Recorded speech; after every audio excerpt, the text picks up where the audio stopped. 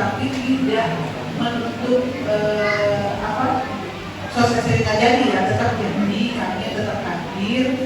Saya bilang tetap hadir Bu, saya bilang ya, namanya juga panggil bos pasti segera harus kembali ya.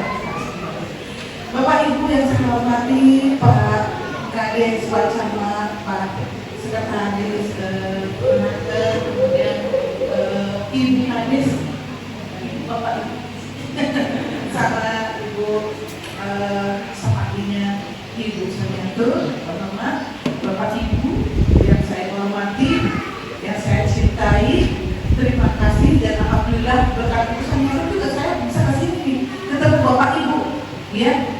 Saya juga baru kali ini ke Jambi, ke daerah Teboli, dan alhamdulillah saya dari Jambi tadi subuh setengah 5 subuh dengan jalan ngebut, takut tidak nyampe karena tadi ada jam 11 acara, tapi alhamdulillah jam 10 udah nyampe. Setelah acara itu kesini, mudah-mudahan dengan Bapak Ibu saya bisa bertemu dan bisa berbagi ya. Saya bukan menggurui tapi berbagi ilmu yang ada, yang terinformasi, yang harus Ibu pahami di sini. Bapak Ibu ada yang pernah bekerja ke luar negeri, tadi ada Pak Sekretaris menanyakan ada nggak anaknya. Sekarang saya tanya, ada Bapak Ibu yang pernah bekerja di luar negeri? Ada Bapak? Bapak kemana Pak? Malaysia. Berapa tahun di Malaysia Pak? 96. Tidak ada apa-apa di sana. Kita bangunan besar kok gajinya Pak, berapa juta, berapa puluh, berapa ratus? Sekian ringgit itu berapa juta kalau di Indonesia zaman dulu? Masih 100 1.300 dulu besar ya Pak. Ya, kalau sekarang segitu mah lihat tanahnya sih tidak habis ya Pak. Berapa? Saya ngapain Pak? Ngapain satu Bapak? Kerja apa lagi? Dan sini aja Pak, udah tempat. Ya, rata-rata memang daerah Sumatera itu berangkatnya ke Malaysia dengan alasan satu, bahasanya sempurna, tidak harus latihan, tapi hasilnya gajinya sama aja dengan Indonesia, ya kan? Sekarang yang pekerja migran Indonesia, yang di Malaysia, yang di perusahaan atau di pabrik-pabrik, dia gajinya sekitar 5-8 juta. Hampir sama di pabrik di Karawang, iya kan? Di Karawang hampir sama segitu, Jawa Barat hampir segitu rata-rata. Jadi Bapak tidak jauh dengan Malaysia, dan akhirnya banyak permasalahan yang terjadi di Malaysia. Bapak Ibu pernah waktu COVID kemarin, saya sangat sedih sekali melihat saudara kita dibegitukan oleh Malaysia. Dipulangkan, ada salah satu grup dipulangkan, dia itu dari penjaranya imigrasi, ya, dia dipulangkan tanpa bawa apa-apa Ibu Bapak. Plastik itu hanya berisi air minum dengan roti satu. Dan yang sedihnya saya, dia tidak ada satupun orang yang pakai sendal. Tega sekali. Padahal barang-barangnya diambil semua, disita sama polisi-polisi Malaysia, spesial Malaysia. Ada yang emasnya, ada yang duitnya disita, tapi tidak dibelikan sandal jepit pun tidak. Akhirnya kami, kebetulan saya waktu itu jadi kepala BP3 di Serang, Banten, saya membelikan 60 pasang sandal untuk para PNI yang turun di Bandara Suta. Saya sangat sedih sekali melihatnya. Kenapa saudara kami dibegitukan? Makanya kalau saya ada yang ke Malaysia, ngapain ke Malaysia? Jadi masih itu, ya kan? Kalau mau cari yang lebih bagus, perlindungan lebih bagus, lebih baik dari Malaysia. Itu ya. Kalau di Sumatera, dulu saya pernah di Sumatera Barat, saya selalu informasikan begitu. Kalau Sumatera Barat itu kebanyakan Malaysia, sama dengan di Jambi juga kebanyakan Malaysia. Di Sumatera Utara juga kebanyakan Malaysia. Tapi sekarang sudah mulai sedikit-sedikit Malaysia sudah mulai tergeserkan. Ya Bapak Ibu, Nah, sebelum saya lanjut lagi, saya ingin bertanya. Dulu kan TKW ya Bu, terus diganti apa? Jadi apa? TKI.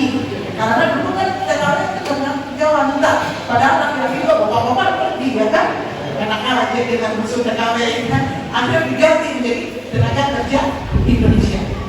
Kemudian lanjut sekarang, kenapa TKI sudah hilang namanya? Ada yang tahu nggak? Diganti apa? Oh, ada yang tahu nggak? Diganti menjadi PMI, Pangkalan Merah Indonesia, Bapak Ibu, Pekerja Migran Indonesia. Kenapa diganti seperti itu? Ada yang tahu lagi nggak? Dari semua sih, tahu dong, gitu kan? Pekerja migran itu kenapa? Kita ini menginginkan kalau pekerja-pekerja migran atau pegawai-pegawai kita yang dari Indonesia bekerja di luar negeri itu jangan menjadi dipandang sebelah mata.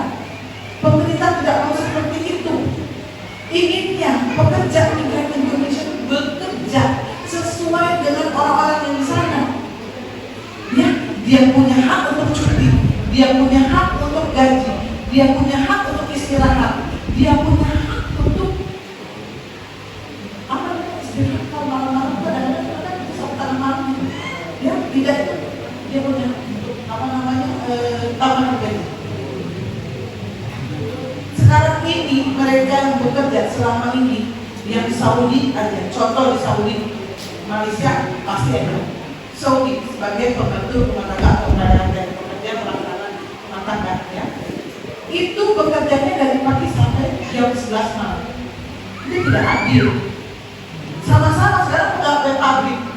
Kalau dia kelebihan jam disebut lembur. Nah, kalau yang kerja di rumah tangga lembur nggak? Ada lemburnya. Nah, untuk itu kita ingin memperbaiki tata kelola penempatan kita ke luar negeri agar teman-teman atau saudara kita atau anak kita atau siapapun yang bekerja di luar negeri menjadi seorang pekerja, bukan menjadi budak. Bapak Ibu, ya, Bapak Ibu mungkin sering lihat di TV disiksa, dipukul, ya kan? Ada sekali seperti itu cerita yang sedih aja terus waktu zaman COVID.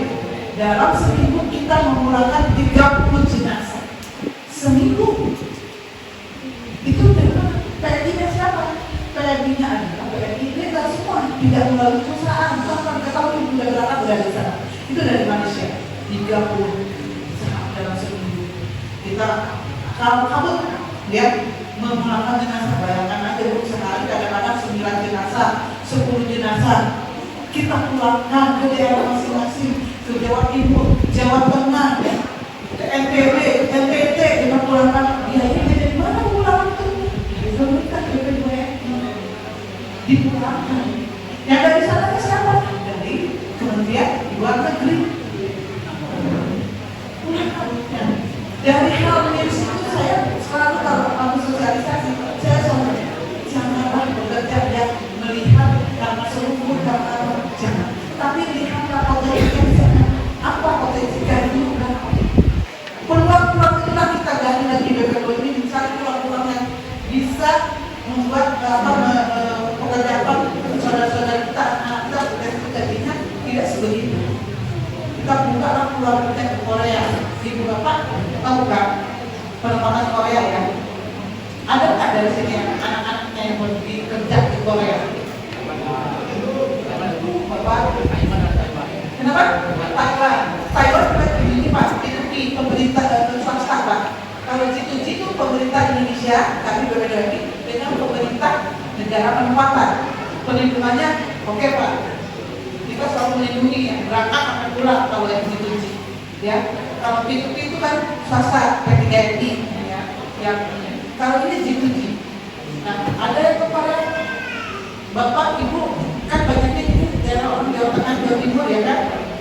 Yang banyak berangkat dari Utara Jawa Timur. Mungkin Bapak Ibu punya informasi saja di sini.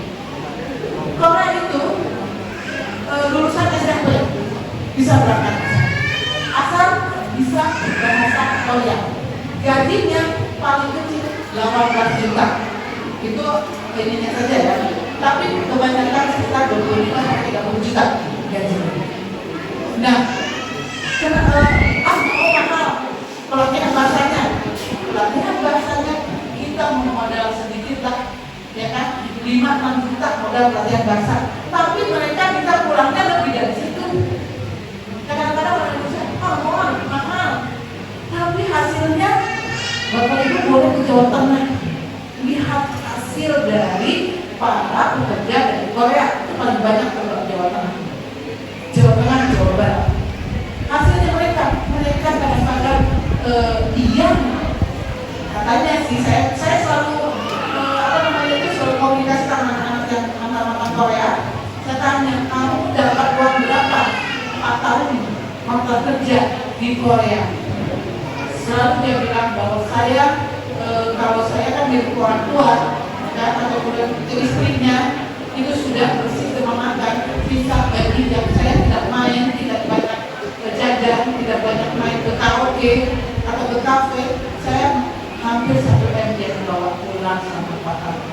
Tapi kalau yang boros, yang suka ke kafe, yang suka karaoke, yang suka main, dia paling kecil adalah 500 sampai 700 juta yang bawa ke Indonesia. Nah, dari uang hasil itu untuk apa? Mereka punya bikin usaha-usaha, bikin usaha-usaha yang bisa memanfaatkan uang. Banyaknya mereka ada yang material, ya kan? Ada yang jadi apotek, ada yang jadi peternakan sapi, ayam, ya akhirnya mereka tidak berangkat lagi karena usahanya jalan. Ya.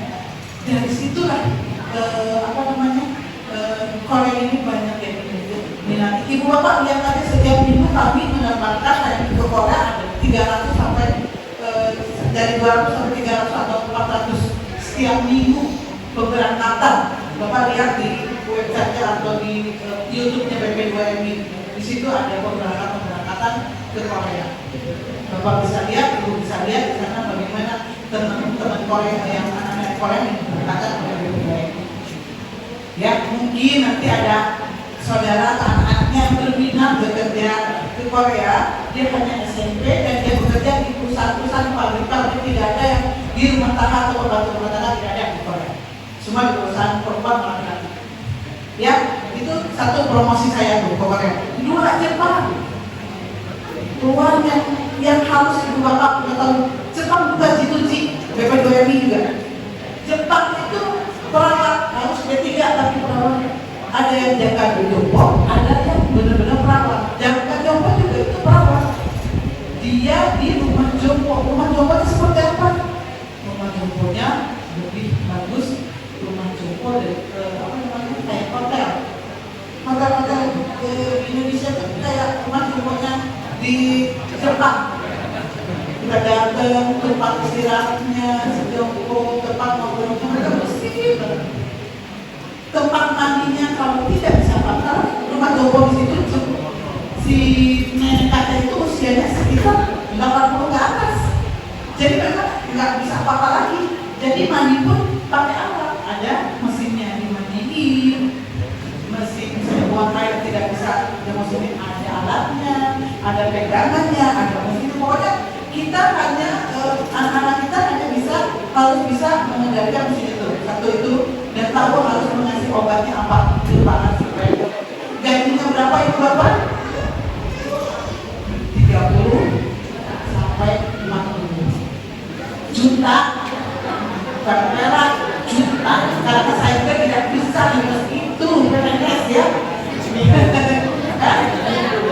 Tidak sebulan pak, seminggu bapak. Sebulan sekali bapak itu apabila bapak ada anaknya yang masih berjalan, suruh nanti bahasa Jepang, next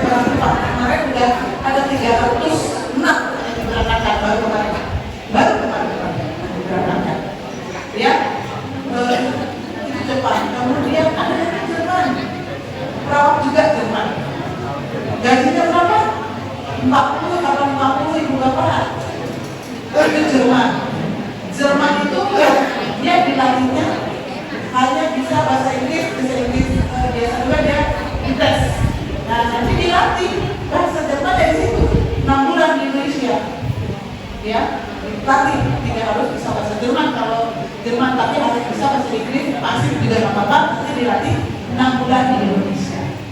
Jepang juga begitu, Jepang harus bisa dasarnya. Kemudian nanti 6 bulan di Indonesia, 6 bulan pelatihan di Indonesia dikasih uang saku. Kalau Jepang enak di Jepang itu dikasih uang saku. Sebulan itu sekitar 3 juta lebih. Udah dikasih pelatihan, makan gratis, tempat tidur gratis, dapat uang saku itu Jepang. Ya, sampai proses pembiayaan semua dari Jepang. Kalau Jerman pelatihan dari Jepang tapi tidak ada, tapi mereka gratis, ongkos dibiayain Jepang. Yang penting bisa bahasa. Jadi Bapak Ibu penting bahasa. Sekali lagi penting bahasa. Anak-anak kita tuh harus bisa bahasa. Kalau kita anak-anak kita tidak bisa bahasa, ruginya kalau dia mau kerja luar negeri nggak bisa sampai penghasilan yang bisa. Dan BP2 ini selalu menggali peluang-peluang kerja, di mana peluang-peluang kerja perlindungan nomor 1, gaji nomor 2, gaji itu nomor 1 juga. Kemudian penempatannya memang bukan jadi pembantu rumah tangga, tapi mempunyai keahlian, skill ya, keahliannya bagaimana.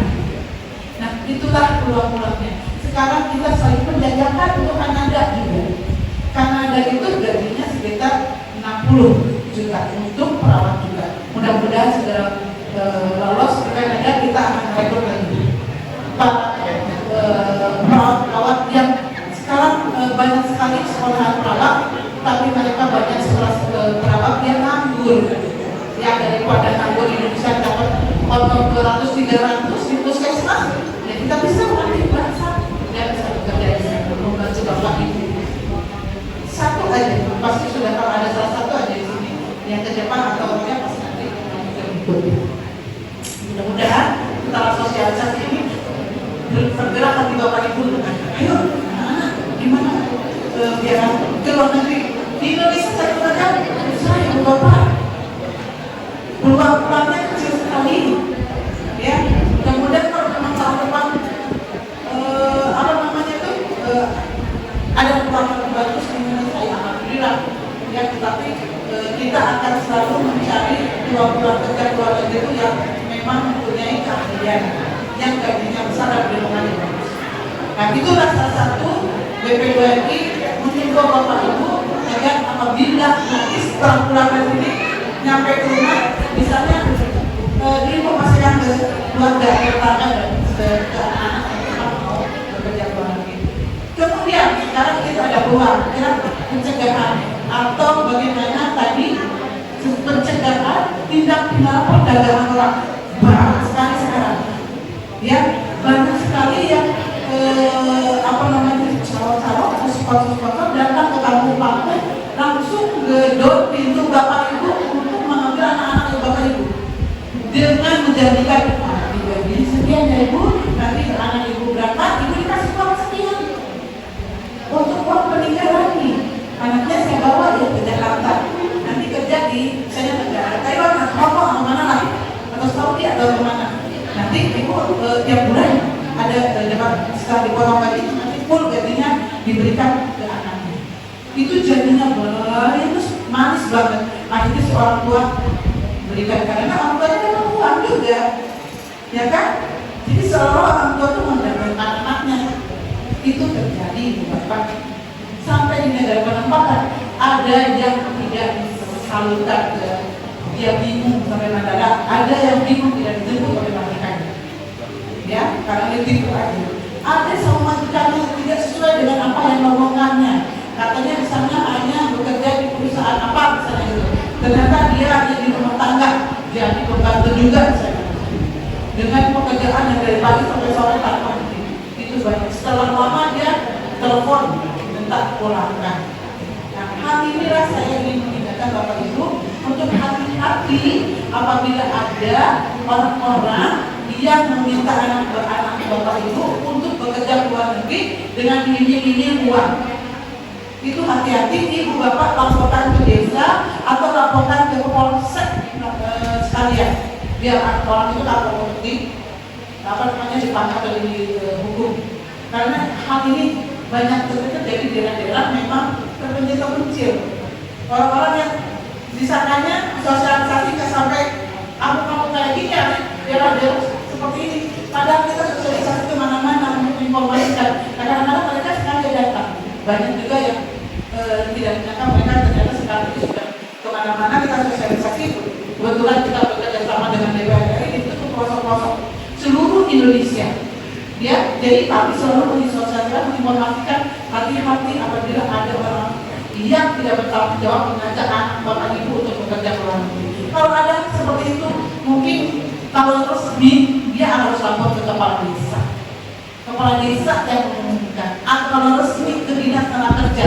Dinas tenaga kerja yang memberikan informasi ke kepala desa. Kepala desa yang informasi kepada bapak ibu. Tidak langsung orang itu datang untuk ke rumah-rumah untuk meminta anak bapak ibu. Itu adalah hal-hal yang harus ibu bapak. Nah, sekarang berapa usia untuk berangkat kerja ke luar negeri? Dari usia kalau umpama 18 tahun, umpama itu di perusahaan-perusahaan.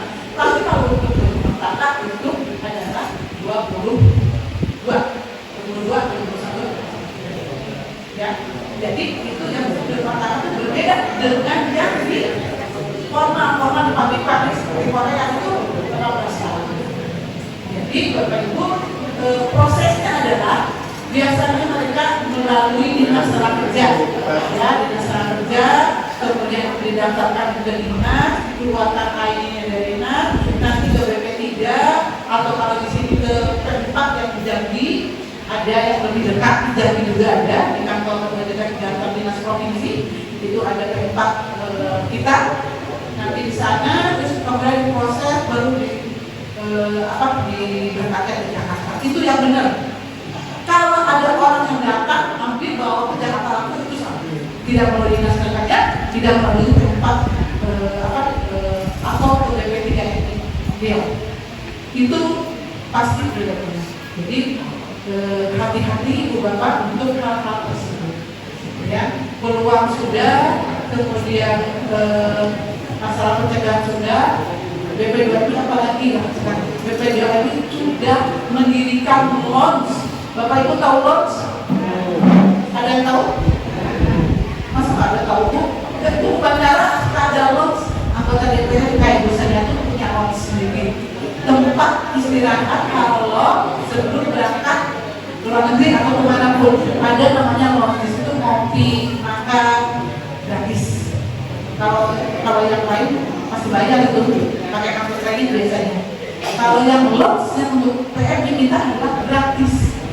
Ya, ada di Soekarno Hatta, ada di Sumatera Utara, kemudian di NTB, kemudian Bali, Semarang, Jogja, dan Bandung. Dan sekarang lagi buka lagi yang di Bali, di NTB juga akan dibuka. Jadi kita itu BPBM itu memberikan VVIP-nya untuk para PMI. Jadi PMI itu sekarang itu tidak dipandang sebelah mata seperti dahulu. Ya, sekarang ini PMI ini adalah sebagai warga negara yang menyumbang devisa yang lebih banyak. Ya, devisa yang juga mungkin dari PMI juga hasil PMI. Karena migas adalah yang tertinggi di Indonesia. PMI adalah nomor 2, pendapatan yang tertinggi nomor 2 dari ya PMI loh. Jadi devisanya PMI itu paling bisa menyumbang ke negara Indonesia. Jadi kita harus menghargai sifat PMI ini. Untuk itu kami selalu bagaimana memberikan yang terbaik untuk para PMI walau dia sebelum berangkat sudah bekerja di sana dan pulang ke Indonesia. Apalagi kalau terbentuk masalah dia formal atau dia resmi, terbentuk masalah kita pasti akan membantu. Yang tidak resmi pun kita bantu, apalagi yang tidak resmi kayak resmi ya, pasti kita bantu. Itu Bapak Ibu, ya. PMI kita ini sekarang betul-betul sangat diperhatikan. Bapak Kepala Badan kami, Bapak Benny Ramdhani adalah orang yang sangat peduli.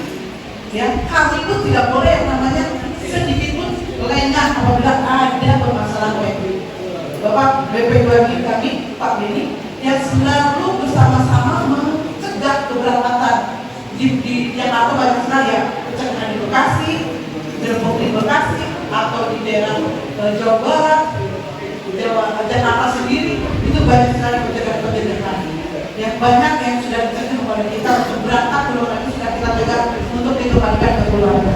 Jadi di Tampung kemarin itu di Kalibata juga apartemen sempit, hanya satu kamar, itu sempit ada berapa orang, 6 atau 8 orang, betul-betul satu kamar itu. Saya melihatnya kadang-kadang saya sedih, karena yang banyaknya perempuan, makanya dari itu bapak ibu, bapak-bapak turun jaga istrinya.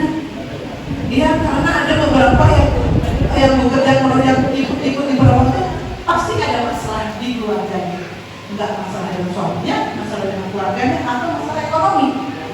Ya, itu yang sering terjadi yang berangkat ilegal, yang seperti penampungan yang kita gerbang. Pernah di Bekasi itu Pak Badan kami, Pak Beni, menggerebek hampir 160 orang perempuan semua. Ya, untuk berangkat kemana? Ke Saudi. Padahal Saudi sebenarnya itu tuh moratorium belum dibuka. Ya, sampai sekarang untuk berkepatan artinya. Tapi itu ditampung dan akan diberangkatkan. Mereka itu pintar loh. Diberangkatkannya bukan langsung 160 enggak. Hari ini 50, besok 10. Kalau terus dia dulu seminggu balik lagi ada yang berangkat. Jadi nggak langsung drop gitu enggak. Dikit-dikit dia berangkatan. Nanti kalau udah agak mau ketahuan ya berhenti dulu pemberangkatan, diam dulu sebulan, kemudian diberangkatin lagi gitu. Makanya kata saya tuh, tolong ibu-ibu jangan mau diperdaya atau dibohongin. Kalau memang ada hal seperti itu, tanyakan aja ke dinas tenaga kerja, betul nggak ada peluang kerja atau lowongan kerja bisa ketahuan ngomong pokoknya, tapi tidak kayak meragukan gitu. Kalau mesti pasti melalui dinas tenaga kerja. Ya, Bapak Ibu, mungkin itu saja.